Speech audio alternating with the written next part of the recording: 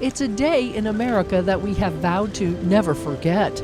A ceremony in downtown St. George commemorated 9/11, honoring first responders and their family. I pledge allegiance to the flag of the United States of America and to the republic for which it stands, one nation, under God, indivisible, with liberty and justice for all. Thank you. The fire bell rang out 6 different times in remembrance of the hours of that day when terrorist attacks on American soil marked destruction. The 5th bell notes the time 9:59 a.m. when the South Tower of the World Trade Center collapsed.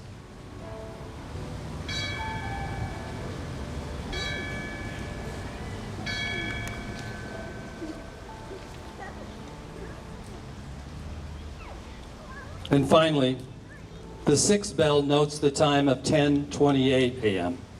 when the North Tower of the World Trade Center collapsed.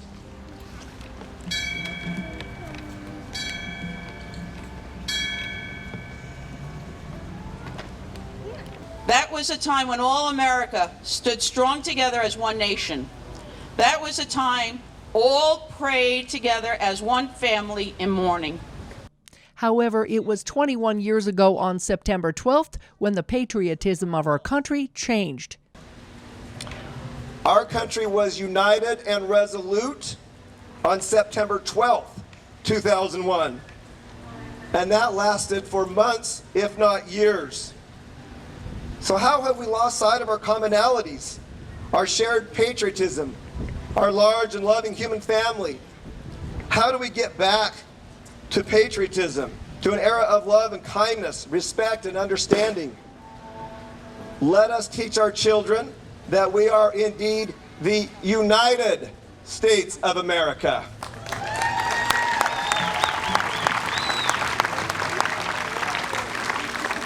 How do we honor our first responders?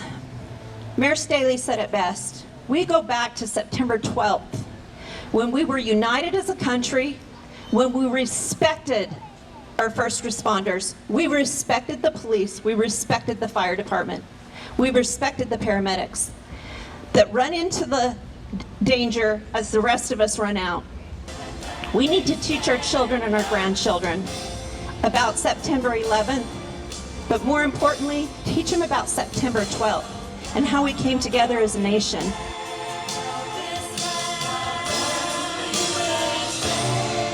It changed our nation. It truly changed the world. I mean, 2 wars were the result of that. The war in Afghanistan, the war in Iraq. We lost thousands of soldiers. We can defend a better world than this. God bless you guys for being here today, for caring enough to come this morning at a beautiful spot on a beautiful morning to remember people like that.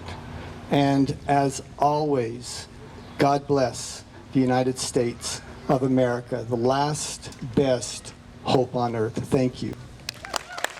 Led by bagpiper John Mayer, the crowd followed first responders to a field of American flags that represent the hundreds of firefighters who lost their lives while rushing in to try and save others that day.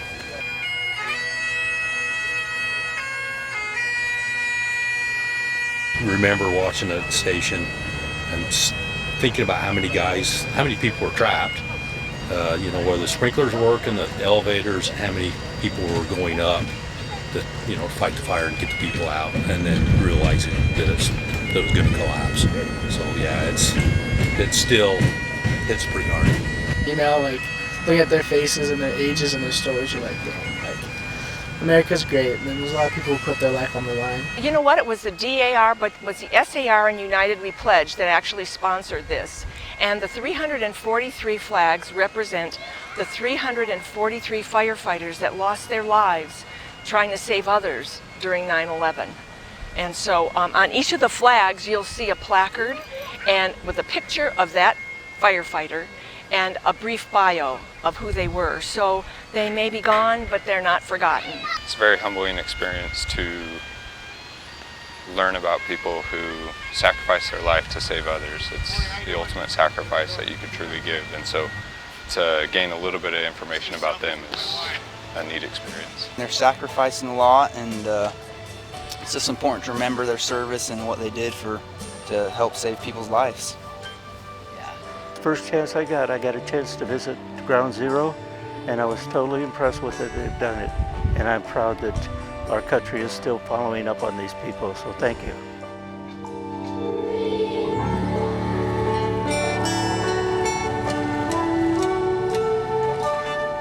Melissa Anderson, Community Education News.